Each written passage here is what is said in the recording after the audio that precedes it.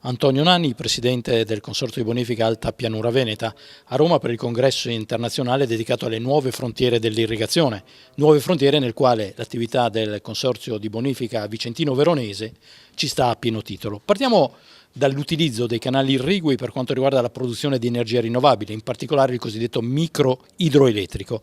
Il Consorzio ne ha centraline.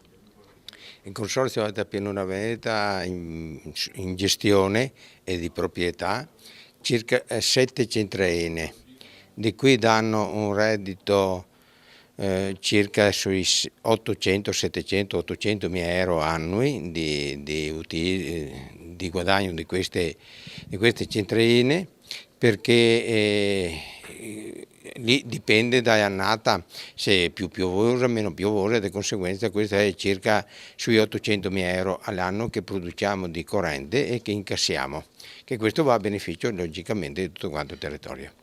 Parliamo anche dell'irrigazione. Una recente indagine SVG ha stabilito, ha verificato che gran parte, la maggioranza degli imprenditori agricoli italiani, circa il 70%, giudica essenziale l'irrigazione. La situazione nel comprensorio.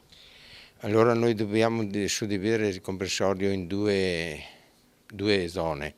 La zona Alto Vicentino e Alto Veronese, dove ci sono già delle piovosità molto più intense che non nel restante territorio. Di conseguenza abbiamo questa opportunità che il Basso Vicentino e il Basso Veronese purtroppo sono attanagliati da questa emergenza. Per fortuna abbiamo l'Ebbe che distribuisce circa 35 metri cubi di acqua al secondo su un territorio di 110.000 ettari. Di conseguenza andiamo a superare tutte le necessità del mondo agricolo in queste occasioni, che sta in questi giorni veramente dando prova di grande sofferenza per il gran caldo e la necessità di acqua. È chiaro che l'agricoltura senza acqua non si può più fare, cioè noi non possiamo più seminare e non sapere se raccogliamo o no, dobbiamo avere la certezza di avere l'acqua per fare dei raccolti giusti e che ci sia un giusto guadagno anche da parte del mondo agricolo. È cresciuta la sensibilità degli imprenditori agricoli nei confronti dell'irrigazione collettiva?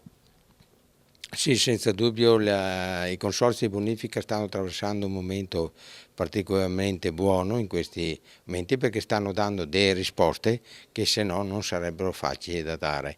Di conseguenza la sensibilità del mondo agricolo è forte a favore dei consorzi di bonifica. Impianti irrigui e energie rinnovabili, centraline di produzione idroelettrica. Lei sottolinea sempre l'operatività del consorzio, della pianta organica del consorzio. Ci sono novità all'orizzonte per quanto riguarda questi due argomenti? Impianti che si stanno realizzando, finanziamenti in arrivo? Allora, come impianti stiamo valutando altre due zone di fare altre due centraline, una nel Veronese e un'altra nel Vicentino. Questi sono come idroelettrico. Sul resto si sta valutando attentamente tutte le opportunità anche di un fotovoltaico, si sta studiando di coprire tutti i capannoni che abbiamo col fotovoltaico, però questi siamo all'inizio e vedremo se come andrà a finire questa faccenda, perché è una faccenda che un po' ci impegna molti soldi e di conseguenza lei capisce che quando si tratta di impegnare soldi bisogna che stiamo molto attenti e che sia sicuri e che diano un reddito. Le vicende del Consorzio di Bonifica e del suo Consiglio di amministrazione hanno tenuto banco nelle cronache delle scorse settimane. Si sta voltando pagina? Sì, penso proprio che si volta pagina nel più breve tempo possibile. Le trattative in corso sono buone e qua credo che un grazie vada anche all'assessore regionale Conte per la sua operatività e per la sua dedizione per risolvere questo problema. Può dare dei tempi? Penso che per fine agosto sarà risolto tutto il problema.